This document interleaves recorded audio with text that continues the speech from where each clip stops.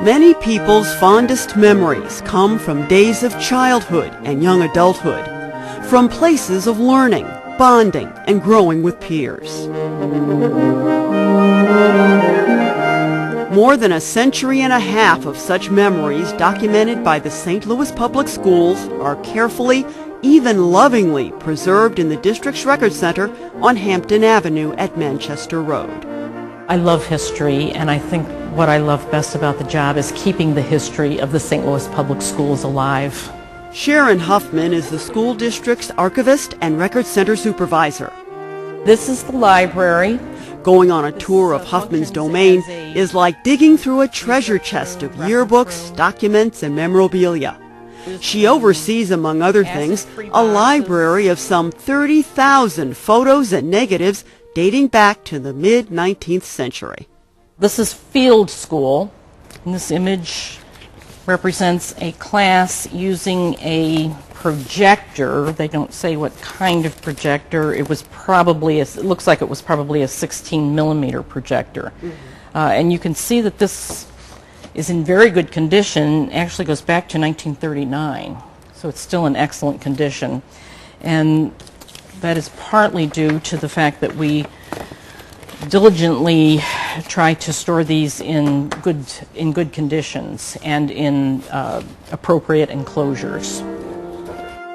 The annual reports go back to 1854. The old annual reports really told a story of what went on in the schools. They weren't like the annual report that you see now, which contains very corporate. And that's right, and many statistics. They did contain statistics, but they also told a story of what went on in the schoolroom. The St. Louis Public Schools opened the first public kindergarten in North America in 1873. Many people are familiar with the fact that Susan Blow was its foundress. These photos go right from 1873, the very first class at DePere School, up to the 30s, 40s, 50s. These are the African American kindergarten teachers. This photo was taken about 1904. The schools were strictly segregated at that time. However, all or most of the schools had a kindergarten. The archives contain records and photos of many other firsts, including the first teacher in the district, David Armstrong, and the first African-American principal, Oscar Minor Waring of Sumner High School. There's a display devoted to architect William B. Ittner, who designed 48 buildings for the district, many of which are still in use today. His use of space, light, and ventilation broke the mold of the 19th century schoolhouse. This is a pictorial history of Central High School, the first public high school west of the Mississippi. Up here is the building where the high school classes were first held in 1853. By 1856, Central had its own building at 15th and Olive. They had outgrown it by the 1890s and moved to this location. It was at 1020 North Grand. And in 1927, it was badly damaged in the September 29th tornado, and actually 5 students were killed in the storm.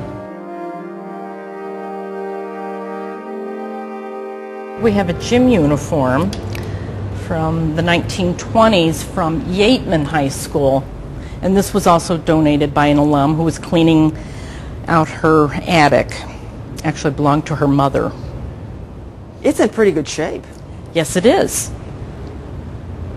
Actually, most of the items we receive are in good condition, considering their age. Over here on the left are examples of some of the publications that we have assisted the authors with, either with their actual research or with photographs to go into the books. One of the ones that we worked extensively with the author on was the biography of Fannie Hurst, who was a 1905 graduate of Central High School, who went on to become a well-known novelist. Huffman also recently assisted the St. Louis author of So Where'd You Go to High School? The Baby Boomer edition. Don't know much about history. So do the memories just come flooding back when you come back here? Yeah, pretty much. Everything seems so much smaller. I guess it's, proportions. Because I'm a little bigger than I was back in 1972. I met Dan Dillon on the campus of North County Christian School in Florissant. The facility was purchased from the St. Louis Archdiocese and used to be St. Thomas Aquinas, where Dillon went to high school. Other notable alumni include mystery writer Elaine Vietz and Channel 9 producer Margie Newman. Did you know Margie was a cheerleader back then? But I digress. Dillon found the St. Louis Public Schools archives a great resource. I was over there probably 50 times. So my joke is they're naming a wing after me over there at the archives. I was there so often. Every single day I would find a different piece of trivia about a high school or just some oddball fact about a school that I thought, that's great, that'll make a great addition to the book. This is a bust of Charles Sumner, the namesake for Sumner High School. Sumner was a United States Senator who served 6 terms in the Senate from Massachusetts, pre, during, and post-Civil War. At the time of his death in 1874, he actually had a civil rights bill in Congress that did not pass, unfortunately. And then in 1875, our own Sumner High School opened, first public high school for African American students west of the Mississippi. And of course we had several prominent alumni from that school, including Julia Davis from the class of 1909, who went on to be an educator in the St. Louis Public Schools and black historian. Shortly after the World's Fair, the St. Louis Board of Education purchased a number of items from the Palace of Education at the World's Fair to form the first traveling educational museum in the United States. It opened in 1905 and evolved into the first audiovisual education department in the United States. These are some examples of some of the audiovisual materials that were used earlier in this century. For example, this slide projector was powered by mineral oil, and the slide that you see inside of it was actually hand painted. And we have a stereoscope here, which I guess you could say was the forerunner of what we as kids used were 3D glasses. Most of the items that you will see in these display cases came from alumni or from the schools themselves. We have memory book from McKinley High School. We have a book of poetry written by Eugene Field, the namesake for one of our schools. McKinley High School just celebrated its centennial, and one of its prominent alumni was Chick Young, the original cartoonist for the Blondie cartoon. And his son, Dean Young, did a special cartoon in honor of the anniversary. Sharon Huffman welcomes donations of school keepsakes from former students and their descendants. But the giving isn't a one-way street. Huffman provides services beyond what she offers researchers.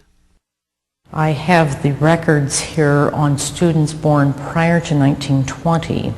Anyone wishing to have a record search done can contact my office. I will get them the necessary paperwork to do genealogy record searches. If you're interested in looking up a class photo, for example, if we have the negative in our files, I can pull that, I can have it printed. Whatever your reason for visiting the Archives and Records Center, which, in case you're wondering, is in the former Gratiot School. You'll discover how the history of the city's schools mirrors the history of the city itself. It will feed your hunger to explore the past. Just ask Sharon Huffman. It's very easy to get absorbed in your work here.